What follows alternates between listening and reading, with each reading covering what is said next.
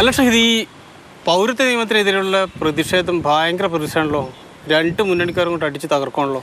പ്രക്ഷോഭം പൊടിക്കല്ലേ. ഒരു ഭാഗത്ത് നൈറ്റ് മാർച്ച്, ഇപ്പുറത്ത് റാലി, സുപ്രീം കോടതിയിൽ ഹർജി, കക്ഷി ചേരൽ, അങ്ങനെ ഇഞ്ചോടിഞ്ച് പോരാട്ടം നടന്നുകൊണ്ടിരിക്കുകയല്ലേ.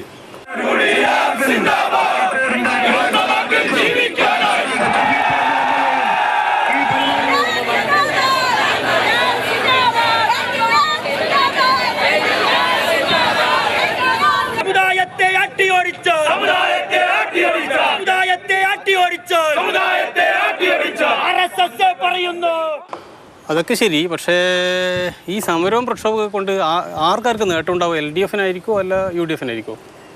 അതൊന്നും ഇപ്പം പറയാൻ പറ്റാത്ത സ്ഥിതിയാണ്. കാരണം മൊത്തത്തിലൊരു കൺഫ്യൂഷനാണ്. രണ്ടുപേരും രംഗത്തുണ്ട്. നമുക്കൊരു കാര്യം ചെയ്യാം, കാരശ്ശേരി മാഷോട് ഒന്ന് ചോദിച്ചു നോക്കാം. മൂപ്പരാകുമ്പം ഈ കാര്യങ്ങളൊക്കെ സൂക്ഷ്മമായിട്ട് നിരീക്ഷിക്കുന്ന ആളാണ്. അവരുടെ ഒപ്പീനിയൻ ഭയങ്കര ഡിഫറൻ്റ് ആയിരുന്നു. വലിയ ചർച്ചയായി ഓർമ്മയില്ല. അതെ അതെ. ഹലോ മാഷേ, മാതൃഭൂമി ന്യൂസ് എന്നാണേ. നമുക്ക് ഈ CA സമരം കൊടുമ്പിരി കൊണ്ടിരിക്കുകയാണല്ലോ വീണ്ടും.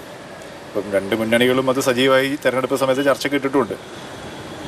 അതെ അതെ, മാഷൊരു ഒപ്പീനിയൻ എടുക്കാൻ വേണ്ടിയിട്ട്. അപ്പോൾ അത് ആർക്ക് ഇപ്പം നടക്കുന്ന ഈ CA പൗരത്വ സമരം ആർക്ക്, ഏത് മുന്നണിക്ക് അനുകൂലമാവും? ഇതിൽ മാഷൊരു വിദഗ്ധാഭിപ്രായമാണ് നമുക്ക് വേണ്ടത്.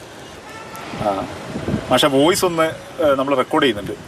അല്ല, അതിപ്പോ എന്താ വെച്ചാലേ, ഇത് ഞങ്ങളാണ് ന്യൂനപക്ഷത്തിന്റെ സംരക്ഷകർ എന്ന് എപ്പോഴും ഇടതുപക്ഷത്തിന്, പ്രത്യേകിച്ച് കേരളത്തിലെ LDF-ന് ഒരു അവകാശവാദമുള്ളതാണ്. അതിന് ചാൻസ് കൊടുക്കാതെ നോക്കണം എന്നുള്ളൊരു കരുതല് വി ഡി സതീശന്റെയും ശശി തരൂരിന്റെയും MMS-ന്റെയും ഒക്കെ വർത്തമാനത്തിലുണ്ട്. കാരണം അവര് മുമ്പ് തന്നെ ഉണ്ട്. മറ്റു കേരളത്തിന് പുറത്തുള്ള സംസ്ഥാനങ്ങളിലുള്ളതിനേക്കാളൊക്കെ കോൺഗ്രസ് ഈ കാര്യത്തിൽ സജീവമായിരിക്കുന്ന കേരളത്തിലാണ്. അപ്പൊ അതുകൊണ്ട് പൗരത്വ ഭേദഗതി നിയമത്തെ എതിർക്കുന്ന വകയിൽ പ്രത്യേകിച്ചൊരു നേട്ടം കേരളത്തിലെ LDF-ന് ഉണ്ടാവും ഞാൻ വിചാരിക്കുന്നില്ല. ഇപ്പൊ മാഷിപ്പോ ഈ പറഞ്ഞില്ലേ, ഇതാണ് ശരിക്കും അതിന്റെ കണ്ടന്റ് എന്നാണ് എനിക്കും തോന്നുന്നത്. കാരണം എന്താ പറയുക, ഇതൊരു മൈനോറിറ്റിന്റെ വോട്ട് തട്ടിയെടുക്കാൻ വേണ്ടി LDF-ഉം UDF-ഉം തമ്മിൽ നടത്തുന്നൊരു മത്സരമായിട്ടാണ് ഇപ്പം ശരിക്കും തോന്നുന്നത്.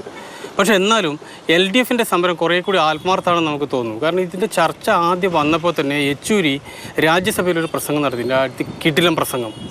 I'm married to a person whose father is a Sufi of the Islamic order whose surname is the Chishti Sufis, whose mother is a Rajput. What will my son be known as, sir? What is he? Is he a Brahmin? Is he a Brahmin? Is he a Muslim? Is he a Hindu? Is he what? There is nothing that can describe my son rather than being an Indian. അത് ശരിയാണ്. പാർലമെന്റിൽ CPM-ന്റെ ഇടപെടൽ ശ്രദ്ധിക്കപ്പെട്ടിരുന്നു. പക്ഷെ അത് കോൺഗ്രസും ഇടപെട്ടിരുന്നാണല്ലോ കോൺഗ്രസ് വിശദീകരിക്കുന്നത്. പക്ഷെ ഇവിടെ ഇപ്പം കേരളത്തിൽ CPM-ന് വേറൊരു കെണിയുണ്ട്.